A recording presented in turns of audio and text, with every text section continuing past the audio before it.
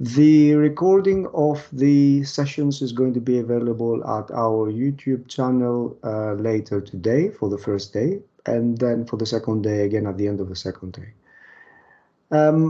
So with no further ado, I would like to invite our speakers of the second day to make their start. The second session. So the second session, we grouped the presentations in the context of their innovation towards TNE models.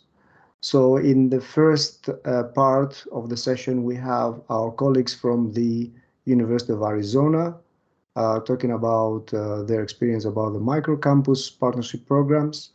And then we have our colleagues from Greece and UK talking about the UK-Greece Alliance in TNE.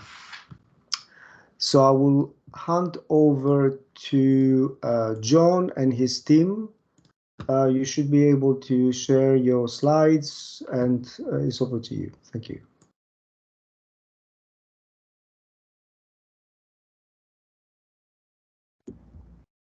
Great, thank you. I am just getting ready to share our slides now.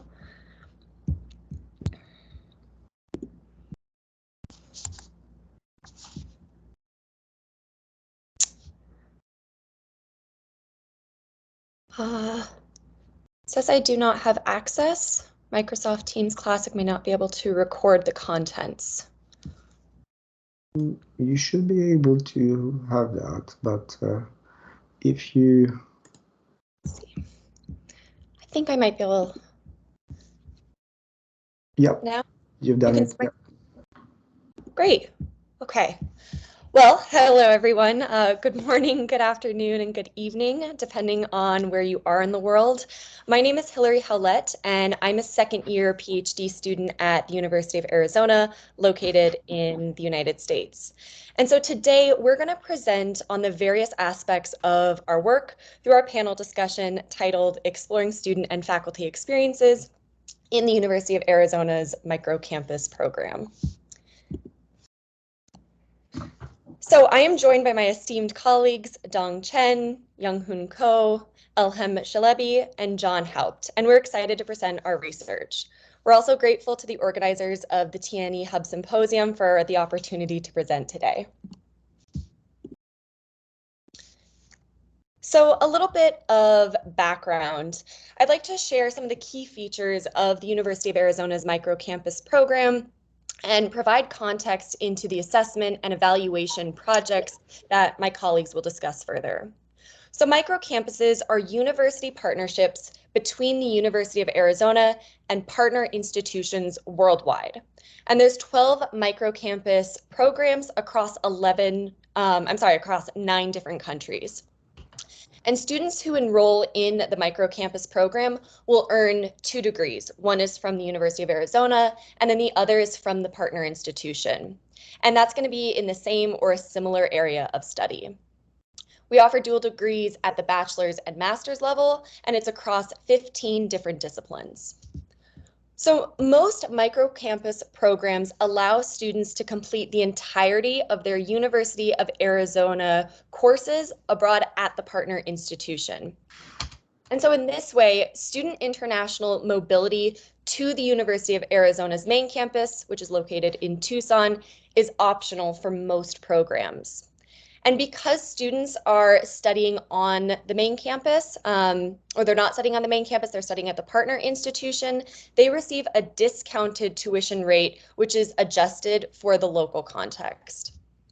And so there's some variability in the program structure, but UA courses are part of the microcampus program that are taught using a co-taught flipped classroom distance learning model.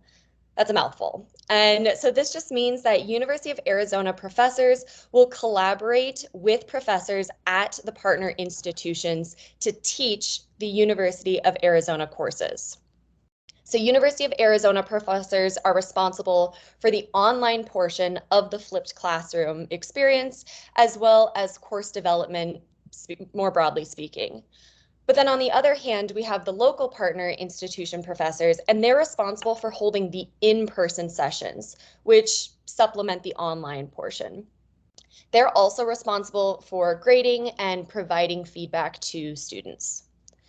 And then lastly, students who earn degrees from and are enrolled in 2 universities have access to resources and services at both institutions, although most of the resources at the University of Arizona are generally online.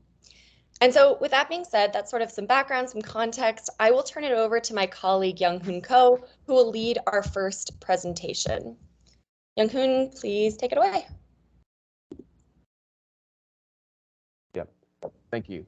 So, as you just said, my name is YoungHoon, and during this portion of the presentation, Ilham and I will be discussing an assessment project conducted with microcampus students about their programmatic experiences and their satisfaction with their dual degree programs.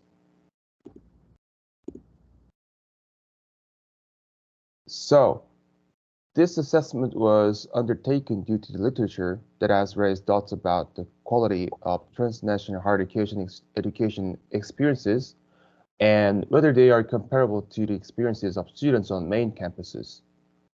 Studies on the subject have produced mixed outcomes. Some have shown that students in the Middle East and Southeast Asia regarded their branch campus experiences as of high quality, and they were generally satisfied. While at the same time, other studies have shown that student experiences at branch campus in the Middle East did not meet their expectations. So, given these results, we were motivated to examine student experiences and satisfaction in the microcampus program model, which is different from the branch campuses that have been studied in the previous studies. Also, we were interested in understanding student experiences and satisfaction in these microcampus programs from a program evaluation perspective for University of Arizona campus stakeholders. Finally, we wanted to determine which programmatic aspects and demographic characteristics of students may impact their satisfaction with their programs. So to examine student experiences and their satisfaction, we collected data from microcampus students from March to April during the years of 2020 and 2021. We collected data from 117 students from the 3 microcampus locations, which are Cambodia, Indonesia, and Jordan. The Cambodian and Indonesian students were undergrad students majoring in business, law, and engineering, and the Jordanian students were postgrad students majoring in an engineering field. To collect our data, we utilized a survey developed from past studies on student experiences and satisfaction in transnational higher education. The survey consisted of Likert scale questions related to 5 different themes about their experiences with University of Arizona courses and resources. These included items about University of Arizona professors, local university professors, student perceptions of their learning and development, University of Arizona technology and resources, and their satisfaction. Also, we had 3 demographic questions related to student gender, their degree level, and their international mobility plans after graduation, or whether they plan to attend graduate school or work abroad upon their graduations.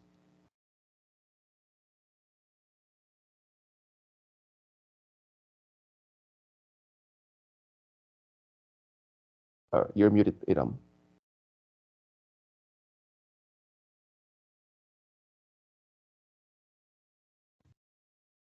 Hello, everyone. Thank you, YoungHoon Koh. My name is Ilham, and I'm also a doctoral student at the University of Arizona. I'll be presenting to you the findings from our study. To begin with, as you can see in the slides, I'm going to talk about the demographic information. As YoungHoon Koh mentioned, we had 117 participants. There was a slight difference in gender demographic, like you can see in the graphs. There is 53.8% identify as female out of the participants, and 46.2% identify as male. In terms of study level, most of the respondents were undergraduate students with a percentage of 89.7%. And we had a small portion of graduate student with a percentage of 10.3%. In terms of mobility and future plans, most of the students indicated that they plan to stay locally, meaning at their home countries after graduation. And then there is a small portion with 25% who indicated that they plan to go abroad either for work or study. Next slide, please. Now, as far as the survey descriptive statistics, we have investigated students' perception on different aspects of the UA microcampus programming. Generally speaking, students had high rating for each of the aspects, as you can see in the graph. However, communication with professors, in particular UA professors at the University of Arizona, had the lowest rating. This is mainly because the students indicated that they did not have much opportunities to communicate with UA professors as much as they would have preferred. But overall, this finding demonstrated that the students felt that the microcampus program was of quality, and then generally they were very satisfied with their experience. Next slide, please. Now, in terms of student satisfaction, we have utilized a linear regression model to determine if there is a correlation between the different program aspects, demographics, as well as student satisfaction. The findings from the regression model showed that higher student ratings for the different aspects of the program, like local university professors, learning and development, technology and resources, significantly predicted student satisfaction with their programs. Moreover, the other aspect of planning to attend a graduate school or work abroad also significantly predicted student satisfaction. Therefore, these findings highlight the importance of student-faculty interaction, the holistic approach of the UA microcampus to student development, providing support system for online learning, and the opportunity to use the credential internationally increases student satisfaction. Now I'll move it to Dawn. Thank you. Thanks, YoungHoon, and hello everyone. Given the findings that the research presented by YoungHoon and YoungHoon that shows the access to and use of resources significantly predicted student satisfaction, I would like to offer an in-depth discussion on the resources and services from the University of Arizona's main campus that are accessible to students in the microcampus programs across our global locations. Additionally, I will discuss our methods of assessing and analyzing the services we provide to students, and share insights from our assessment of student services utilization and the impact of these services and resources. Next slide, please. I would like to start with highlight the existing University of Arizona services that are available to our microcampus students globally. Firstly, we offer orientation and transition support to ensure a smooth start and continued success through our students' education journeys. When starting the program, undergraduate students in the microcampus programs must take the HED 102, which is called Succeeding as a Global Wildcat, while the graduate students are required to take UAG 501, which is Maximizing UA Graduate School. Both courses introduce microcampus students to the University of Arizona's resources, covering academics, research, community engagement, writing, publishing, and extracurricular activities. Secondly, academic support is readily available to boost their learning experiences and academic performance. The academic support usually range from the advising and also the think tank services. And thirdly, we are going to talk about the Writing Center, which provides writing guidance to improve international students' academic writing skills in English across various subjects. And moving on to number 4, we have library access and information services to students, which ensure our students can utilize a wealth of resources for their studies and research at ease and without extra cost. Fifth is our Study Arizona program. a study abroad program that provides microcampus students with a mobility option to study at the University of Arizona's main campus in sunny Tucson, Arizona for 1 semester. And for our dual degree seeking students, the cost of tuition will match their tuition rates at their microcampus in their home country. Lastly, microcampus students also get access to main campus career services aimed at preparing students for their future careers and professional endeavors. We provide these support and services to our microcampus students no matter where they are in the world, ensuring that they have the resources they need to succeed in their academic and professional lives. Having detailed the services accessible to microcampus students, let's now examine the effectiveness of these offerings through the lens of our Student Access Survey, which is a survey we administer to all microcampus students during the final semesters of their programs right before graduation.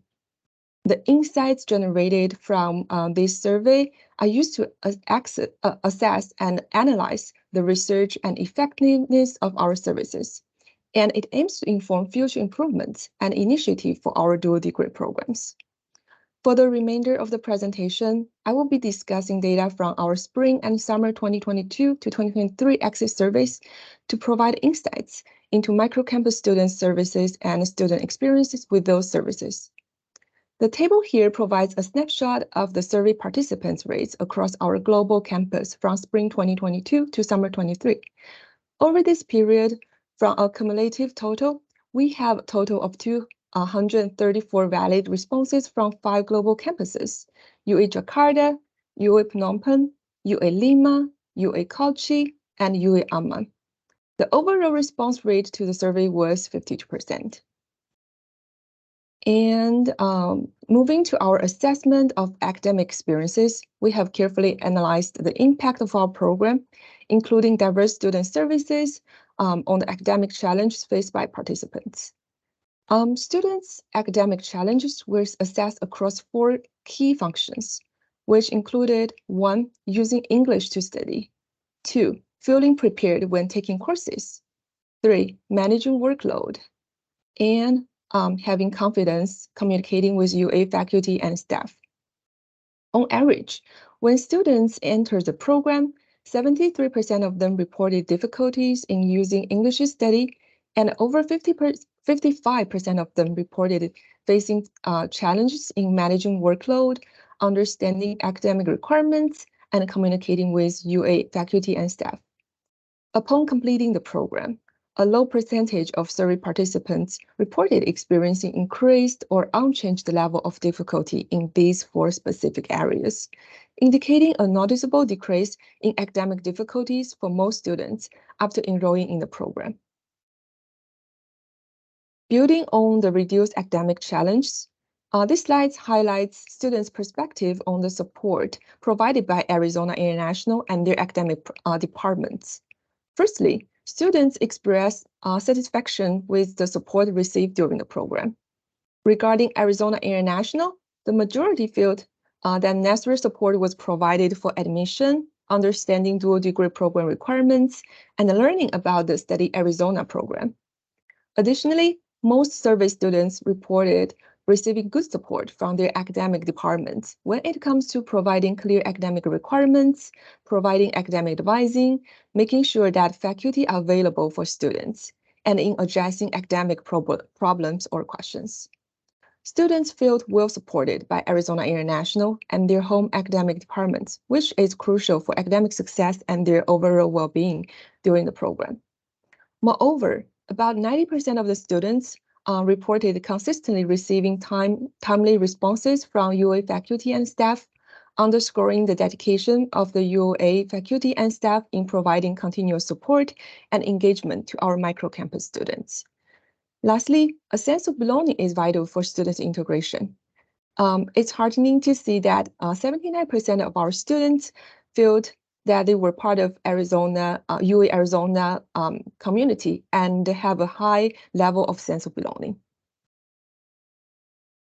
Moving on, while our students have shared positive experiences about the support they receive and feeling being part of the UA community, there is an area we need to zoom in on.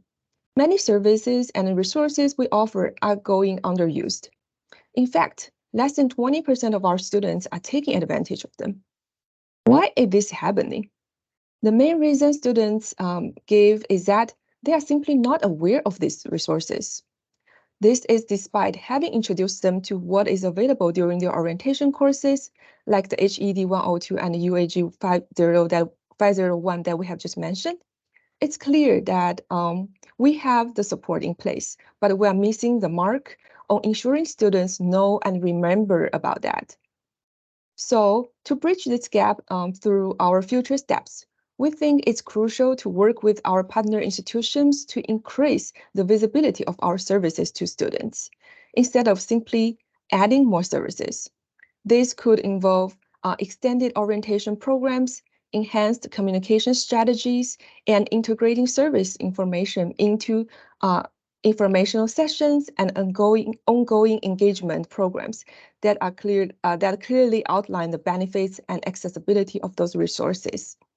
In addition to reinforcing the visibility of these resources, we could potentially increase students' utilization by enhancing our current offering to align more closely with their needs and schedules. For example, considering the time differences and physical distances between the Tucson campus and our microcampus, there is a need for more flexible services hours, simplified access process, and sometimes VPN support. This tailored approach would help ensure that universities' resources are not only of high quality, but also highly utilized, meeting our commitment to student success and well-being. Okay, I would like to thank my colleagues for the presentations of a few of our research projects that we've undertaken at the University of Arizona related to our microcampus programs. We'd now like to open it up to the audience for questions related to our presentation.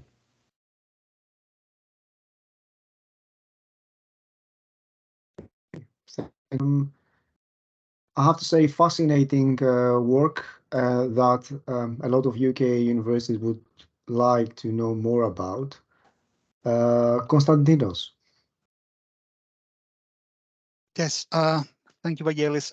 Good afternoon, colleagues. Thank you very much for this very insightful presentation that you made. I have a couple of questions for you.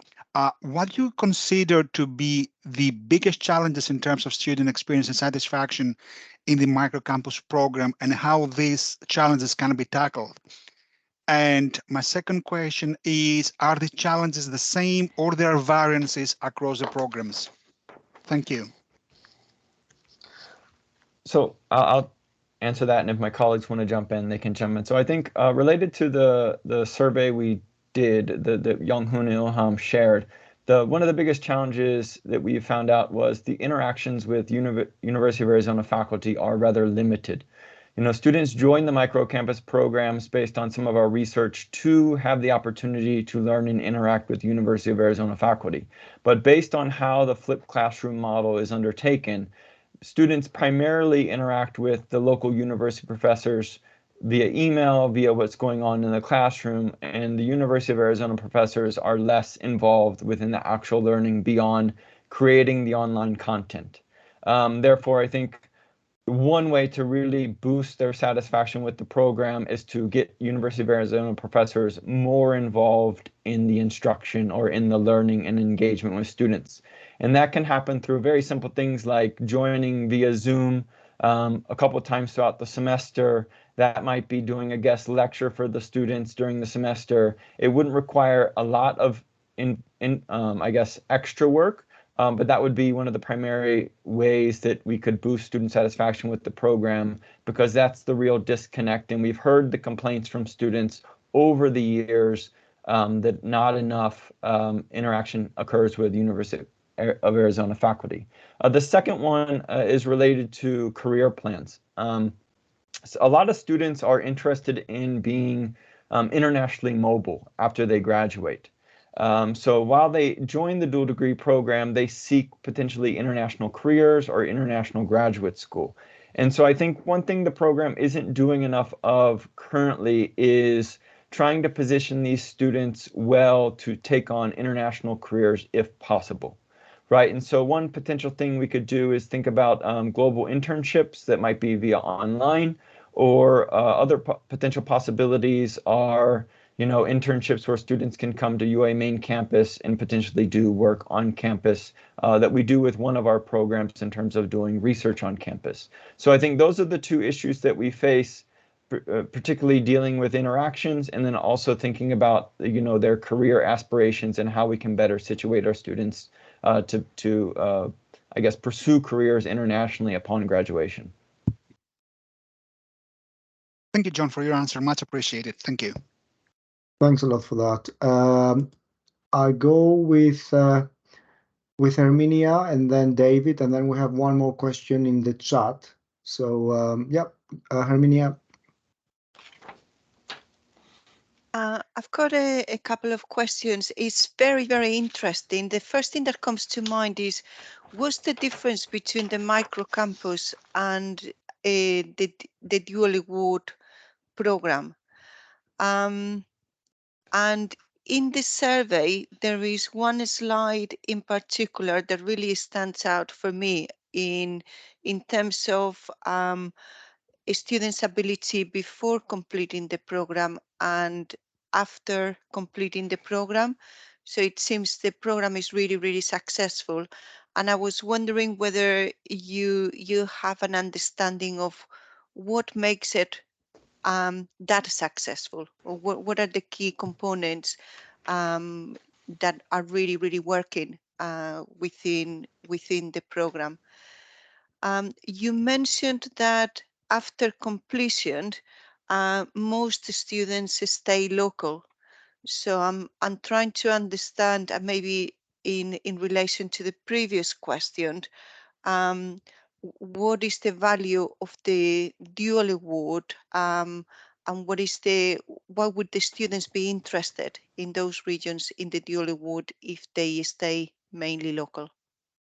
Thank you. So just to make sure I understand the first question properly, what is the difference between the microcampus program and just a dual degree awarded generally? Yes. So I think the distinction that the founder of the microcampuses has made is the non-mobility component. Typically, when you think about dual degrees, there is a mobility component involved. And so what we wanted to do is try to reach a segment of the populations in these countries that can't actually afford the mobility. And so what we did in that regard was we tried to create these online programs using a flipped classroom approach. So there's interaction and engagement, and it's not fully a distance learning program, in which students can still earn a University of Arizona degree and a local university degree, but not have to actually participate in international mobility, which many of them cannot afford. And so in that regard, there's no real major difference in terms of like curriculum structure. It can be a 2+2 or a 3+1. Some of those standard structures are still there. The big difference that we see in the microcampus program, and this is simply a branding approach, is that it allows students to take the entirety of their University of Arizona courses internationally. And so that's the difference that the model has promoted and marketed to students and institutions that we partner with. So I would say that's the difference there. Before and after, Dong, would you like to comment on the success related to student learning experiences that lead to the dramatic drop in challenges before and after? Absolutely. Regarding the pre and post, there is a significant drop on students, their rated difficulty level after completing the program. And the way we assess that is if students have a same level or increased level in those areas, we calculate them in the post. So that's why the job looks very significant over there. But in reality, we do see a very significant job after finishing the program.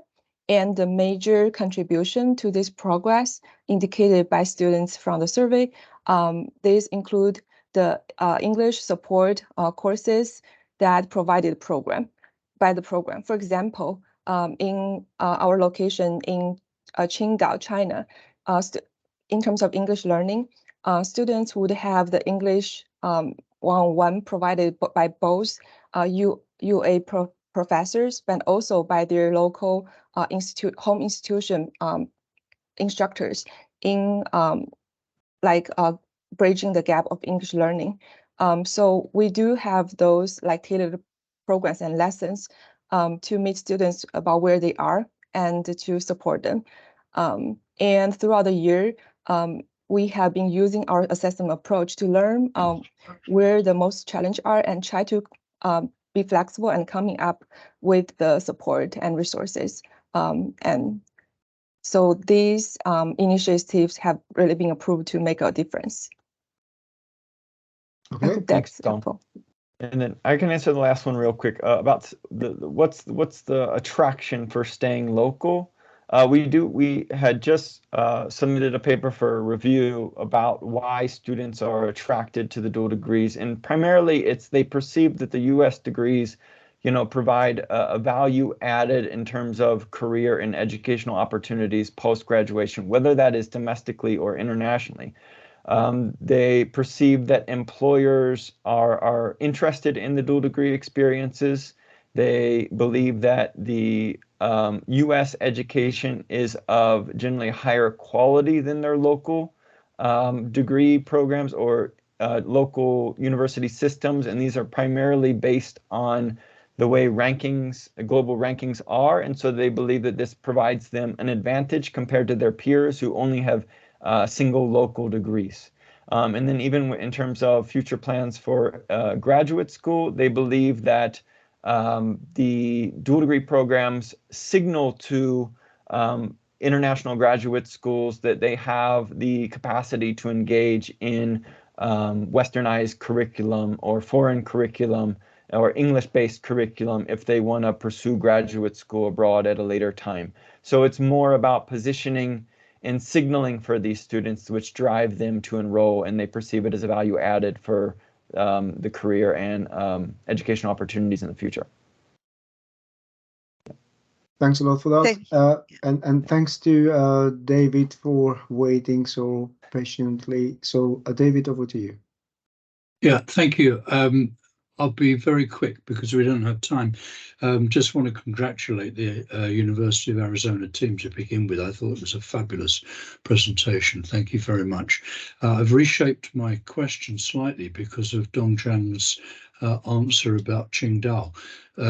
So most of my work has been in China, and I had thought that this model that you're using that you would find resistance in China because of the hesitations that the Ministry of Education has about distance learning activity.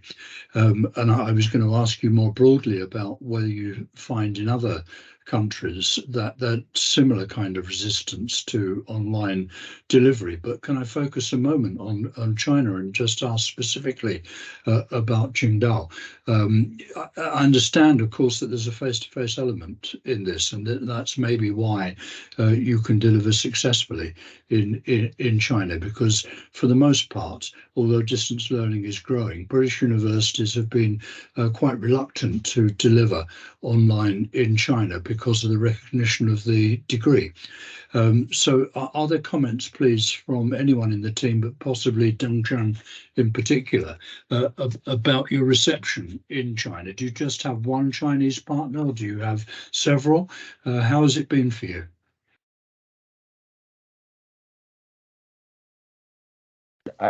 Dong, you can jump in after me. So as Hilary stated in the beginning, the microcampus model, generally speaking, uses a flipped classroom approach, except in China. We actually have faculty from the U of A over there teaching courses in person. So it's in our Chinese programs that we don't use the flipped classroom approach. We have a number of faculty that live there full time and teach in our program. We currently have about 3 or 4 programs in China. Don't correct me if I'm wrong, that are operating, but we're not using the same distance learning model in China as we are in the other locations. And that's just, I think, as you mentioned, it's a limitation and the way we've adapted in order to work in the Chinese market effectively. Dong, do you have anything to add?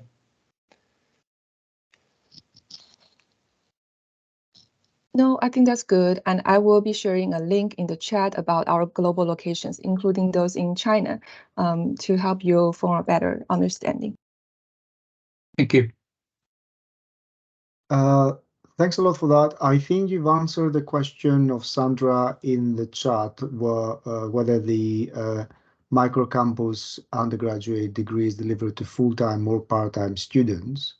And the answer to that is full-time students, isn't it? Yep. Okay, excellent. Right, I want to thank our presenters for this great session. And I'm sure that following this, you will receive more invitations for presenting to conferences on this side of the world, because that's fascinating model you have there and a lot of really, really useful research you've been doing. Many congratulations there. And I will pass over to Sara and her co-presenters. Okay, thank you. So just check that Penny is here and visible. Yes, I'm here. Good afternoon. Excellent. Hi. Great. Should we get going, Vangelis? Did you want to say anything else? No, the floor is yours. Okay, fantastic. Thank you so much, and totally agree about the previous presentation. What a fantastic model of global education. Very exciting. What we're going to present is a little smaller in scope. So we are going to focus in to two countries, the UK and Greece. We're going to try something a little bit different today, because actually it's only myself and Penny who are live, and we have George Yorgos, who is not joining us, but will be participating by a recording that we made earlier. Inclusivity is really important to us, not just pedagogically, so we wanted to make sure that George was with us today, and we're hoping that the technology is not going to let us down. So just to put the thing in context, what we're going to do is we're going to talk about our partnership between Oxford Brookes University in the UK, in the south of England, and Metropolitan College, which is located in various places around Greece. This is a kind of the story so far of our partnership relationship, and we're going to talk about some action research that we did during COVID and offer some reflections really on some of the challenges along the way, including things like Brexit, COVID, economic crisis, you know, just the usual of the world's problems. So I'm Sara Hannam. I'm the Associate Dean of Strategy and Development in the Business School. I was formerly the Head of Global Partnerships, which is how I came to be working with Penny and George. And we were thrown together very fortuitously during COVID and worked together a lot during that time. And that's kind of spun out into taking forward a research relationship. Before I hand over to Penny, we're not really going to talk about programs today in any great depth, but to give you the context of this partnership, we offer 16 undergraduate and postgraduate programs in this partnership between the UK and Greece, and they are across all of our faculties. They're very varied in subject. They kind of range from hospitality through to creative writing, rehabilitation through to law to architecture. So basically, this is an institutional partnership that crosses over all of our different academic areas. Penny, do you want to introduce yourself, and then we'll hand over to recorded George, who's going to start us off. Absolutely. Good afternoon, everyone. Thank you very much to colleagues for our previous very interesting presentation. My name is Penny Masoura. I'm the Dean of Quality and Academic Standards at Metropolitan College, and I'm based in Athens, Greece. And as Sara has already mentioned, we've been jointly researching a couple of issues relating to our joint collaboration. I will now try to activate the video prepared by George, who couldn't be here with us live, but he has taken the time to actually record the first part of our discussion. If you can just give me a minute.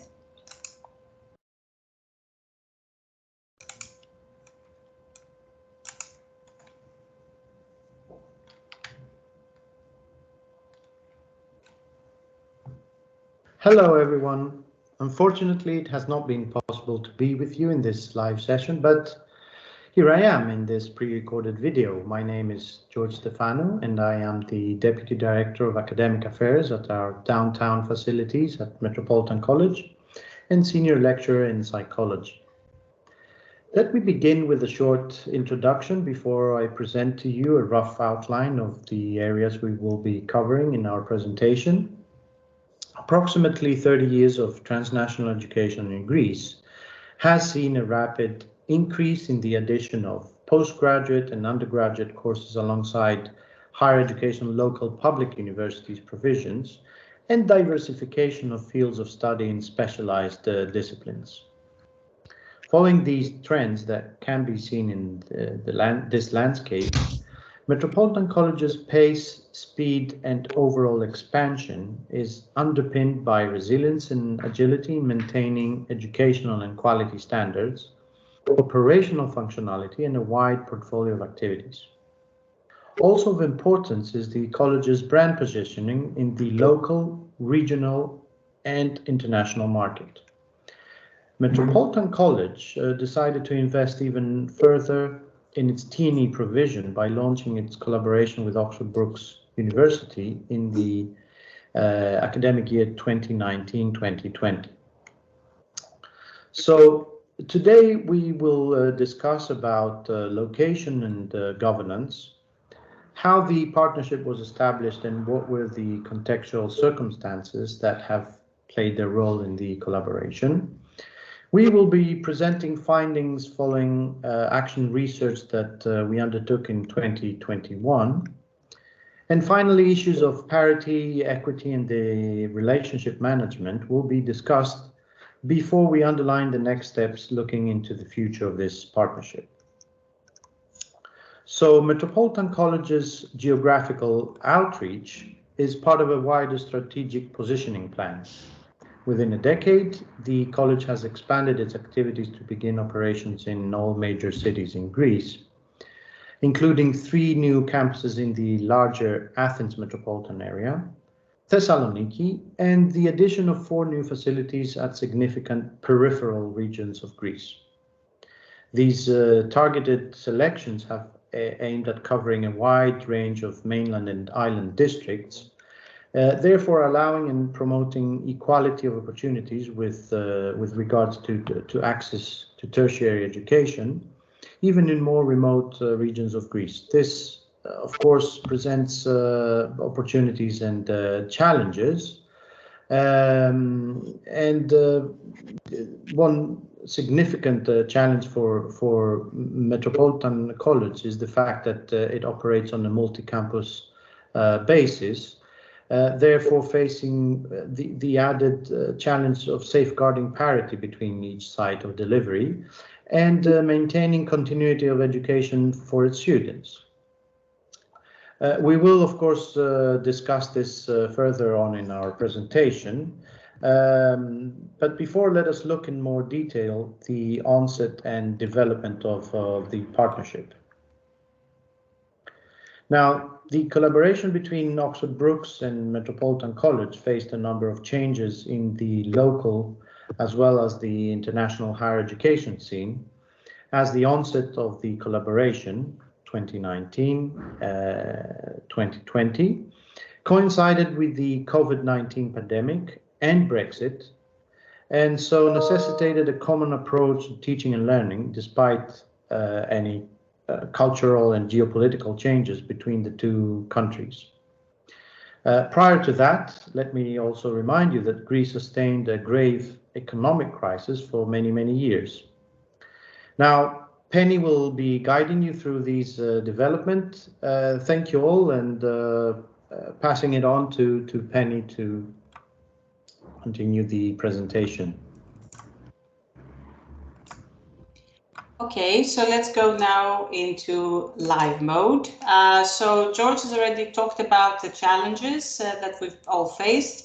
It goes without saying, Sara in fact referred to that in the beginning and in the introductions, that as joint collaborative partners we share the same values and we prioritize inclusive education which is accessible to all.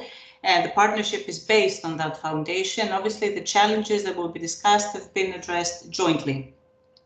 Now, the collaboration between the two institutions began at a critical point in Greece's economic development and OBU's expansion into TNE.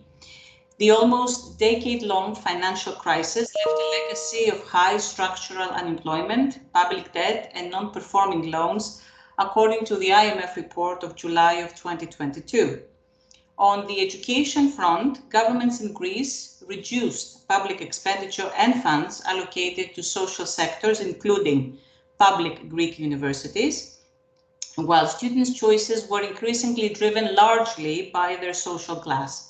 In fact, Brookes and Megalikonomou noted in the research that high school students have since preferred major fields of study that offered greater job security in the future, like medicine, the armed forces, or law. Furthermore, a shift could be observed in the mobility of Greek students who entrust or prefer the UK higher education system for their career path. Between 2005 and 2013, the stats recorded a drop of almost 50%. And in the year following the COVID-19 outburst, the Higher Education Statistics Agency registered an even lower number. On the other hand, a reverse trend seems to have developed regarding the number of students on UK higher education TNE. The overall growth in numbers between 2016 and 2021 is approximately 30% based on the figures and stats produced by UK International in 2023, while currently there are over 21,530 registered students on a TNE course. Now, why the reasons for this choice? According to a survey conducted by the British Council, TNE is particularly attractive to students from disadvantaged economic and social backgrounds, as the students can often not afford the high financial cost of private tuition required to succeed in the national exams for entry to Greek universities, and also the price of TNE in Greece is substantially lower than the cost of studying in the UK, especially in the post-Brexit era. Now, a second challenge that coincided with the onset of the collaboration was the COVID-19 pandemic.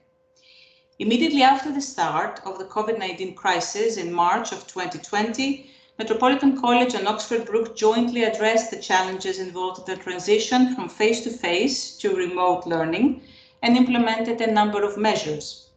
In the second stage of the pandemic, between September 2020 until July 2021, Metropolitan College implemented a more robust strategic plan that focused on the digital transformation within the institution and the implementation of a well-prepared blended learning model with production of online material and continuous professional development training for faculty.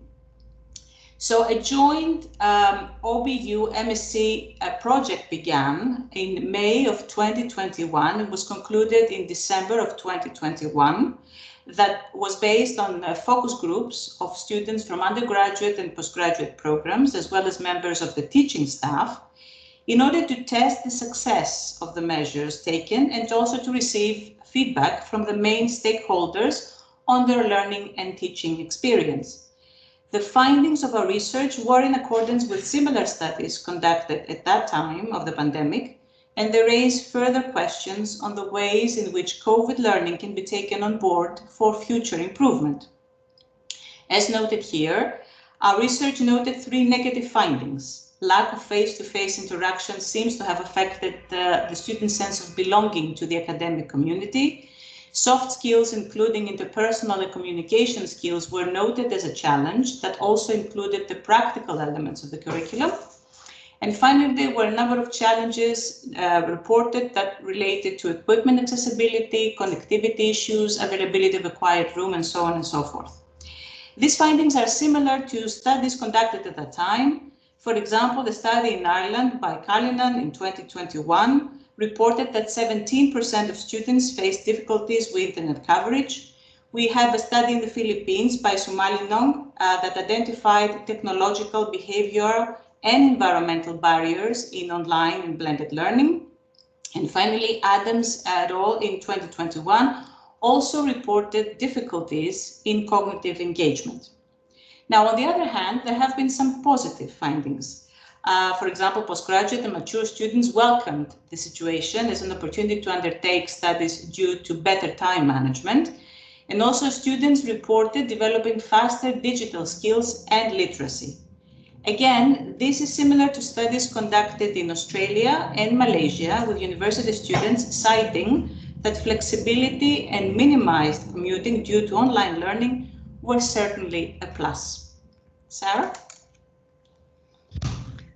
Thank you so much, Penny. So I suppose probably worth saying to the audience in this room that most of you are probably already, looking at how you can take the learning from COVID into your practice now and retain it. And we're in exactly the same stage of that, taking what we learned and seeing what we can keep and also use to help with widening participation and other stuff that became so visible during the pandemic. So Brexit.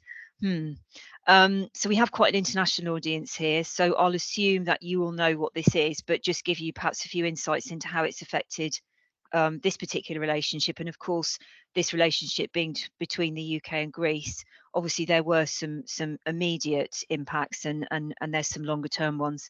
So just for the kind of history of it, the UK left the European Union on the 31st of December 2021, nearly 2 years ago. The results of the referendum that led to departure were quite unexpected, I think, and it was a pretty close call, which I'm sure most of you saw playing out in the media.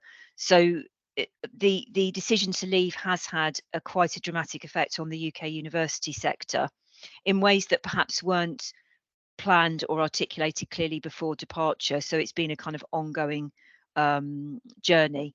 And I think it's fair to say that also that has gone alongside a kind of move towards a more populist approach to government in the UK that may feel familiar to some of you in other countries as well.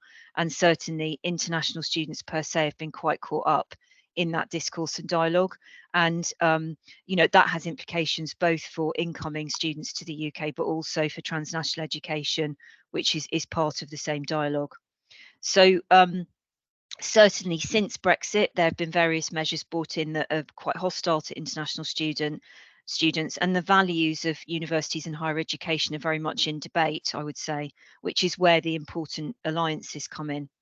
So on the whole, in relation to ourselves, as in Oxford Brookes and Metropolitan College, the impact has been fairly minimal, and we've worked around the problems that we face, but it is fair to say there are still some issues out there around, for example, recognition of qualifications, particularly professional ones like architecture, and obviously the withdrawal of the QAA as the DQA in the UK, in part stating a commitment to wider European concepts of quality assurance, has left the sector slightly in limbo. And there's no real clear plan yet for TNE regulation in the UK, which poses a challenge for next steps and so on. There are some other kind of things behind the scenes, which I'll just mention. For example, double taxation is now an actual thing, whereas it wasn't before because we were covered under various arrangements that have been in place for quite some time. But I think it's fair to say that there are also some opportunities that have come from this, not least that thankfully Metropolitan College enables Oxford Brookes to have a European footprint, and we're really happy and keen to grow that further.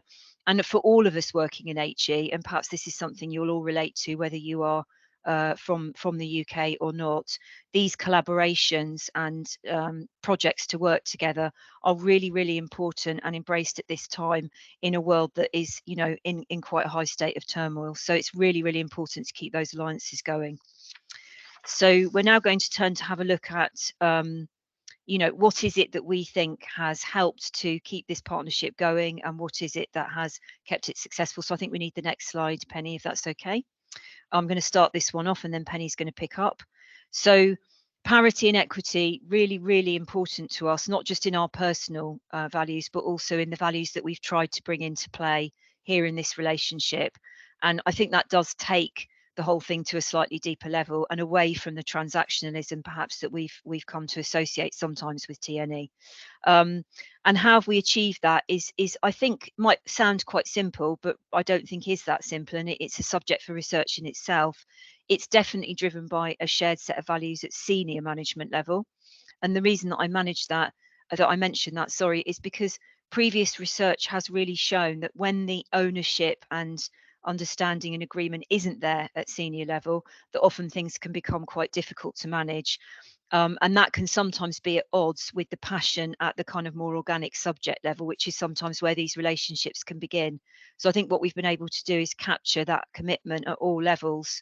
And the importance of that was being spoken about back in 2016 through Stafford and Taylor's work. Like, you really do need the buy-in at all levels to make this work. And we heard about that to some extent in the previous session when we were talking about the global classrooms work.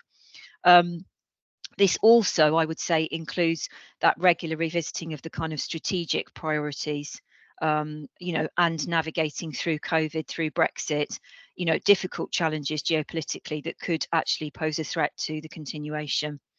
MC has also established a very sophisticated, I would say, organisational structure, which kind of cuts through the vertical and horizontal lines of communication that George alluded to in his starter slide. You know, very dispersed geographical locations needs a really, really tight communication methodology. Each campus has followed a local matrix management for day-to-day operations and delivery of teaching and learning, student support and student services, which is familiar no matter which branch you go into. It looks the same, it's understandable, students get it, and so do staff. Complexity has increased due to the different site locations and need to maintain effective planning, but the allocation of governance responsibilities through the sort of principal and deanship roles, which is how Penny, myself and George came to meet each other, has really helped with that because it gives it the kind of senior drive. In parallel to that, Oxford Brookes is currently revisiting its own structures for supporting expansions in TNE. So I suppose we could argue that this is something that needs to be in constantly under the microscope to look for more effective and efficient ways of managing the very fast moving parts of these sorts of relationships. So I'm going over to Penny now. You're muted, Penny. Okay. So Sara talked about strategy, and she also talked about the complexities involved in the management of both institutions. Now, in terms of the partnership model, there are obviously a number of people in both institutions that are there to secure the operation of the programs and the intended standards of delivery. From MC side, we have the executive, the quality executive, that works very closely with the OBU liaison manager, which is a central role, keeping an eye on program operation. Throughout the years of the partnership, the liaison manager, the OBU global partnership leads in each of the faculties, along with the MC quality executive and academic links, have greatly facilitated actions and processes regarding moving forward. They have introduced new niche programs in our portfolio. They have addressed occasional misunderstandings and delays within the teams on both ends of the partnership, and they have provided the teams with solutions, always in a constructive and collegial manner. As always, the matrix of communication is the key and an area to be constantly worked on and improved, therefore identifying problems early. Constant communication, of course, is key and is further reinforced via a shared operations manual and calendar, as well as opportunities for joint research, such as the one here. Now, moving forward and looking into the future, in the 5 years since the start of the collaboration, we have seen a rapid growth, both in terms of programs offered as well as student numbers across a variety of different academic areas. We are yet at another crossroad in our collaboration, as on the one hand, the current Greek government has announced its intention to bring forth legislation concerning private colleges and universities in Greece. And on the other hand, the Office for Students has also announced a change in strategy concerning student outcomes, or the thresholds for continuation, completion, and progression rates within the context of TNE. Sara, over to you. Thanks, Penny. So as we were saying, I mean, there are some regulatory, sorry, couldn't say that, unknowns at the moment, which does seem to be par for the course for anybody working in higher education at the moment. And we will need to navigate that in the absence of the common framework for Europe, but also I would say in a rapidly changing environment within both countries in terms of how higher education is shaping, being viewed, and is likely to be regulated. I was at the Chartered Association for Business Schools conference earlier this week, which Vangelis, he was also there. Vangelis was chairing a session on TNE, which was excellent. And I think what I took away from that conference and what I wanted to share here is that everything at the moment is in a state of transformation, which makes it a really exciting time, I think, to be part of this dialogue around TNE. So that might be the subject areas, you know, rapidly changing, needing to meet market demand, but it can also be delivery models like what we saw before with Arizona, other things that we've heard about today, and particularly I think the most fertile ground is in the pedagogies and the new developments and synergies between how we work together, shifting much more into a really solid and proper partnership model, equitable partnership model. What we learn from each other actually is really just as important as what we learn from our own environment. And I think the latest example of that work that we'd quite like to keep researching is around generative AI and looking at how each institution is, you know, experiencing that and also dealing with that and finding a policy that can, you know, kind of be inclusive as well. So inclusive academic integrity is something that we're both really committed to. And quite often we find that we land in the same place with the philosophy, and then we work together on looking at how to put together a decent policy on this, and having these two contexts is super useful. So to kind of start to draw to a close, as we all know, the marketplace for TNE is very competitive and the ground has equalised. I think the conference today is a really good insight into how things have changed and that partners expect that parity, and we're certainly up for that and think that's the right way to go forwards. And I know that Metropolitan College are too.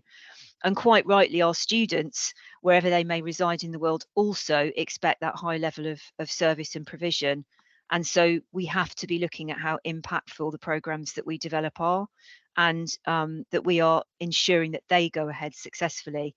I think that's a shared challenge in HE generally, wherever you are in the world.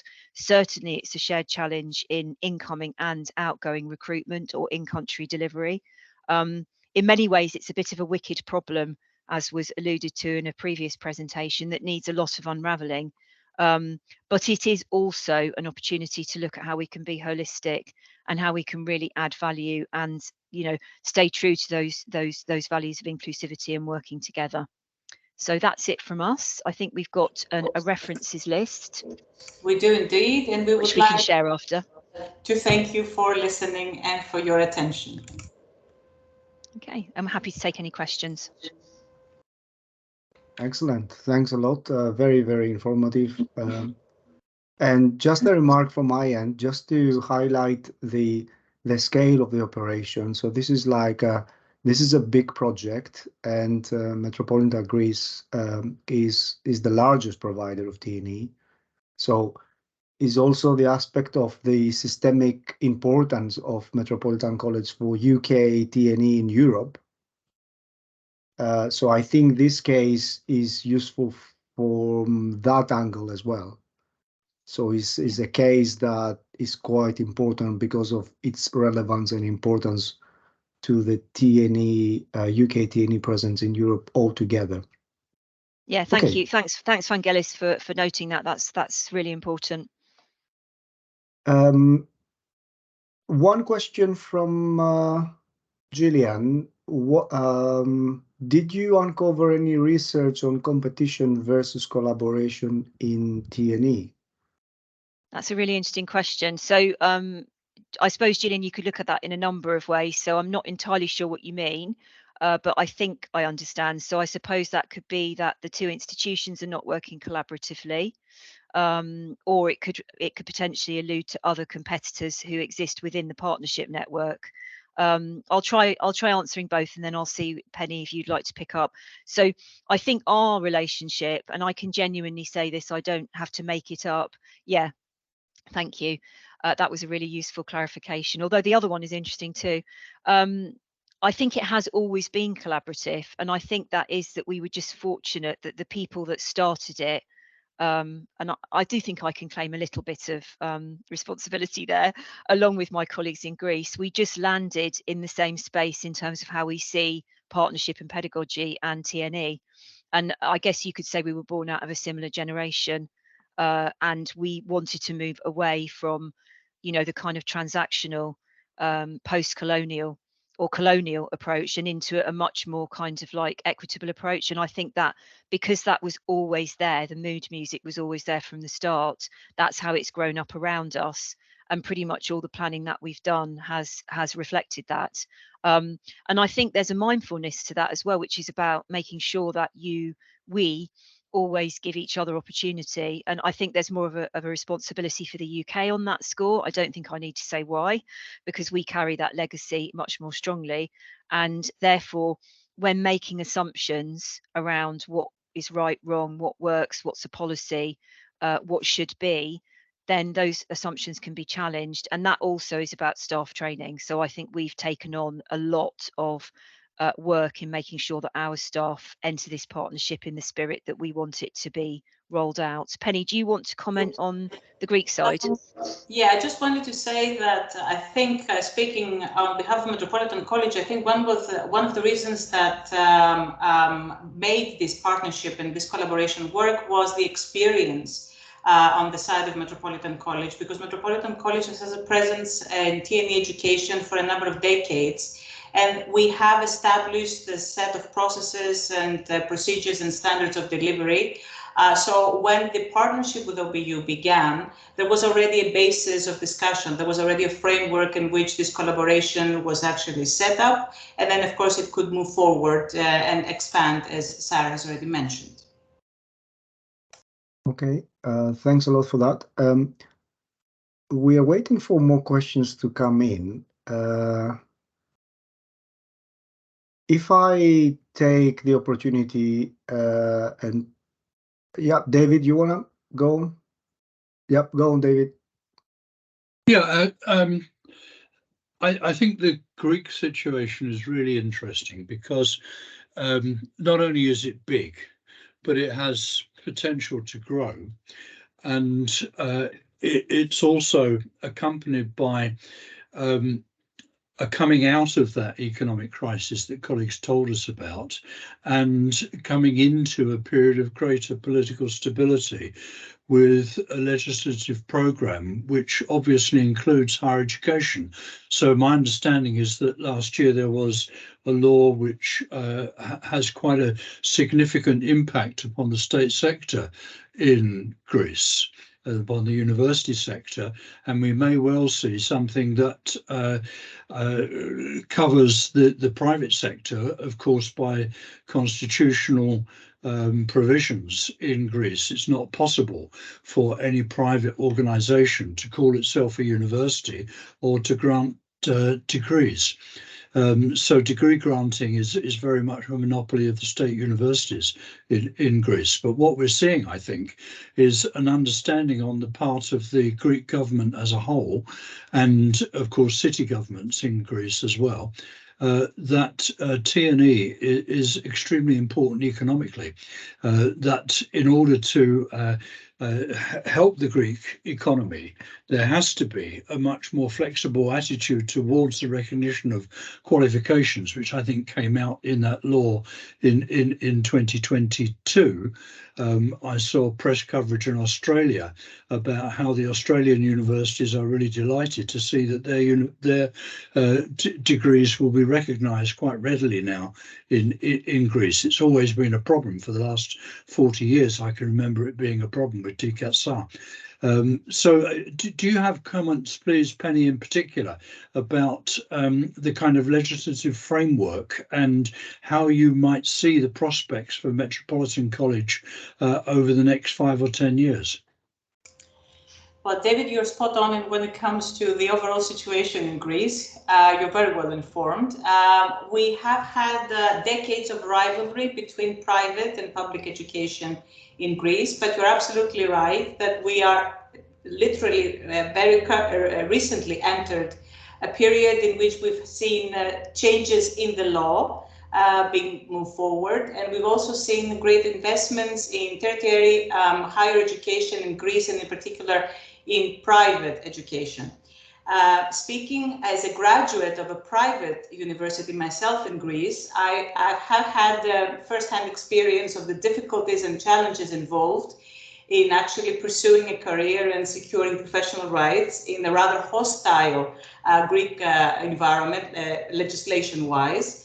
But I do believe, as I've mentioned in my part of the presentation, that we are literally in the crossroads of this changing. The current government has announced the plan to move forward in terms of recognition under obviously certain standards of delivery, recognition of private colleges and universities in Greece. And I think the next couple of years or so, we will see we will see a strengthening of TNE in Greece, and we will see the collaboration between foreign universities and private colleges and universities in Greece being the next best thing in education. So it is a time for opportunity, I think, very much so. Yeah. Thanks for that. We can spend possibly a week talking about the legislation in Greece, somehow recognition of the Greece. I want to take advantage and ask a question here. So you talked about equitable partnership between the two parties and your more collaborative approach. If we consider the dynamics between one institution, the Oxford Brookes, that is an institution with degree awarding powers, and then an institution in Greece, Metropolitan College, which is very big, established with all the structures and processes that look like a proper university, but technically doesn't have degree awarding powers. So there is by default, by design, some sort of power imbalance between the two. So as a way of innovating, because that's actually part of the innovation of the entire partnership, what were the steps that you took in order to actually achieve that kind of equitable partnership? So beyond, let's say, the roles or the quality assurance mechanisms, what were the other things? What were the main departures you made in order to achieve that equitable partnership in practice? Okay, So I can have I'll have a go from the UK side, because I think that is probably more directed at me. Is that okay, Penny? Fab. Trust, I would say. So I know that you're probably going to think, oh God, really? But actually that is so underrated in terms of its importance. So I was quite fortunate, I guess, as an individual, that I had lived in Greece for quite a long time, and I'm very familiar with the environment there. So I knew a lot about it that would have been quite difficult to catch up quickly. But my approach with all TNE has always been to go in with an open mind in terms of how it might be possible to work together. And that means empowering and listening to the person with whom you're working. Now, I have seen that really go very badly wrong from such an early stage in UK TNE relationships, because there's an absence of that. There's a kind of immediate assumption that the UK is taking the lead and the partner is following. I would say that is absolutely not the case. I mean, you said it yourself, Vangelis, that Metropolitan College is a powerhouse. Okay, they are super successful. They know what they're doing. They are really impressive as educators and as a business. And we should be very happy and are very happy for them to take the center of the stage. But that is calculated, and it's strategic, and it is about finding a position that everyone feels comfortable with. So I think it is the ethos of the way we do TNE at Oxford Brookes, and it's successful because everyone feels comfortable, and that also enables the space for honest discussion. So when things aren't going well, and we have had a few difficult discussions, haven't we, Penny, over the years, we just sat down and discussed it. But not in a we're telling you what to do or you're telling us what to do. Here's the problem, how are we going to solve it kind of way. What do you think, Penny? Yeah, Sara mentioned trust. I would also like to mention the word communication, and in fact, constant communication. I think the key in this particular partnership, above everything else, is the fact that there are certain people that have been assigned certain roles in order to secure the standards of delivery and to ensure that misunderstandings, delays, all sorts of problems are dealt with collectively and jointly. And I think it has to do with the ethos and the overall atmosphere that exists at both sides of the institution, and that comes from senior management all the way down to the teaching staff. So I think that has been key in terms of establishing a rather a joint communication and a partnership among equals, as Sara has already mentioned. Can I pick up on one thing as well? Sorry, Vangelis, because you mentioned, you're quite right, there is an immediate power imbalance, you know, degree awarding powers versus the other stuff, but actually we see the other stuff as really important. So, you know, the expertise of the teaching teams locally and their careful selection and how they work together and how they produce the magic within the Greek environment is absolutely crucial. And that doesn't devalue the fact that the rubber stamp comes from the UK. It's about recognizing that those spaces are autonomous and are driven by a group of very talented people. And I think that if you think like that, that automatically changes all the activity that you do around TNE, because you see that as another part of your own team. And certainly for the business school, we're going to be going through AACSB. We're on the AACSB journey, which is a very big accreditation for business schools. The local team in our business school programs will be part of our teaching team in that submission. So we see them as part of us, and they see, hopefully, us as part of them, which I think is really important. Excellent. Thanks a lot for those. I think, Herminia, you had your hand up. We still have a bit of time if you have a question. Yeah, go. Do we have time? Yeah. Yeah, we do. What came up for me that I was interested in exploring further is you mentioned briefly about some governance processes you've looked into to ensure comparability across all the campuses and challenges of delivering the program and multi-program across different campuses. I was interested in learning a little bit more about that. I'm very conscious of key challenges on that, and it would be useful to hear any good practices you've identified there. Okay, I think it's gonna take quite some time to actually explain the rather complicated matrix of Metropolitan College, because as George mentioned at the beginning of our presentation, we actually operate in 8 different locations in Greece, so that in itself has its own complexity and challenges. Sara mentioned that there is a vertical structure in each campus that deals with the operational, let's say, aspect of the programs delivered at each campus. And at the same time, we have established cross-campus roles, cross-faculties that oversee deliverables, that oversee processes and standards of delivery across programs and across faculties. On top of that, obviously, we have a number of working groups that deal with different aspects of learning and teaching. So we have the Learning and Teaching Committee, we have the Research and Innovation Committee, we have the Faculty Council, and so on and so forth. And above all of these, we have individuals that are assigned specific roles. Already mentioned the OBU liaison officer, the qualitative executives.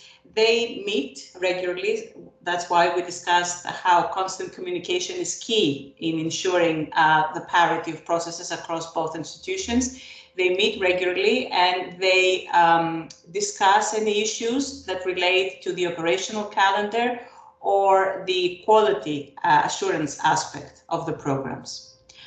Sara, I don't know if you want to sort of add anything on this from OBU. Yeah, I mean, I think Metropolitan College have got the edge on the level of complexity and sophistication because they are so dispersed in a relatively small country, but lots of locations, and each of those locations have their own special ambience as well. Although there's a familiarity from our side, if you like, that is super helpful, because what it means is it reduces the stress or risk around quality assurance and collaborative quality assurance, in knowing that there's a kind of a plan that runs across all different places and that it's familiar and we can see what it is.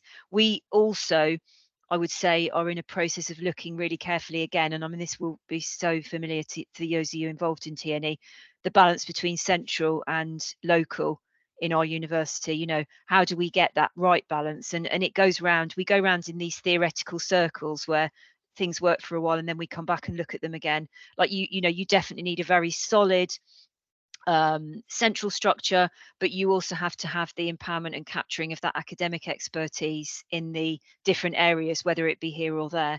And we're constantly looking at that and just doing so again as we've come out of COVID, because we were very much on emergency measures, I think, during that time. Okay. Do you want me to answer that question in the chat, Vangelis?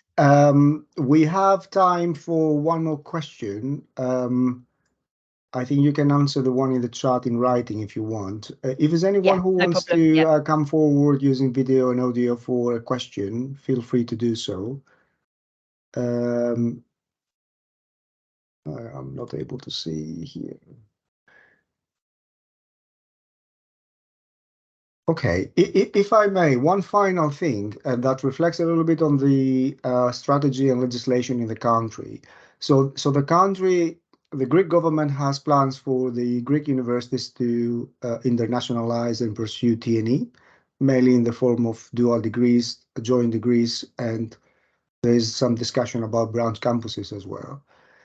How the private sector delivering TNE sees that, and how a university that is already engaging in the country with a private provider sees the prospect of that happening, and what would be their response to, say, possibly having to collaborate between private and public sector? Is that something that you are willing to pursue? I'm not looking for a very long answer, just give us an idea of how you see things. I'm not quite sure if I can give a definitive answer at this particular moment in time, because everything is in discussion and everything is in planning, but nothing has been announced yet. You're absolutely right, Vangelis, that there are a number of issues relating to a recognition or a new chapter, let's say, in education in Greece. The overall atmosphere is very positive. We feel that this presents opportunities for the big providers in Greek education. And I think the next step would be for the major players involved, let's say, in private education in Greece to actually have something concrete so they can plan the next moves and to sort of go on and to move forward with that. Thanks.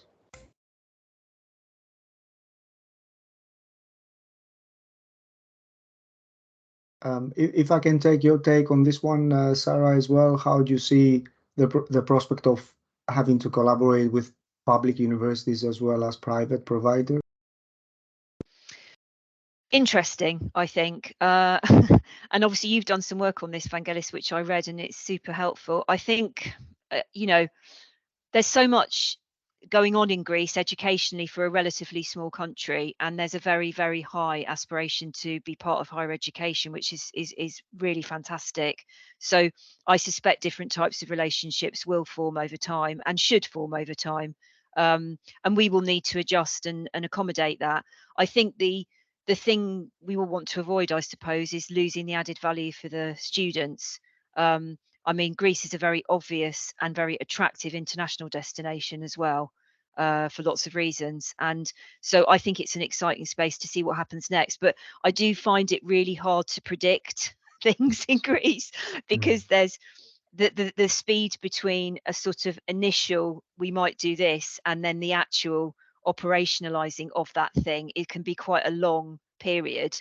And I've learned over many years, you have to be careful not to jump too soon or to make sudden changes, but to just keep an open mind on how things might shift and where we might be able to take advantage of that. I mean, Oxford Brookes is in Greece for the long game, so I think we will, and we rely very much on the intelligence we get from Metropolitan College, and we have good relationships with the British Council and the other kind of big players to keep informed. But some of it is not really that clear yet. It's inferences, but I think as you know, we have to wait and see when things actually come into legislation or clarity.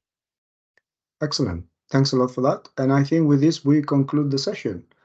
And first of all, I'm really proud for keeping the time, because I'm not known of managing the time properly. So Herminia, you will be glad that I managed the session as effectively as you would. Yeah. And also So talking. I cannot talk. So thank you so much. Brilliant. great. Thanks a lot. I think that was a great session with a lot of information, very, very useful and a very lively discussion. Thanks a lot for joining. The recordings of day one are going to be available later on today on our YouTube channel, and we are going to distribute the links. And we're looking forward to see you on day two next Friday, same times and the same split of sessions. Thank you very much. Enjoy. Bye-bye. Thank you, everyone. Bye-bye.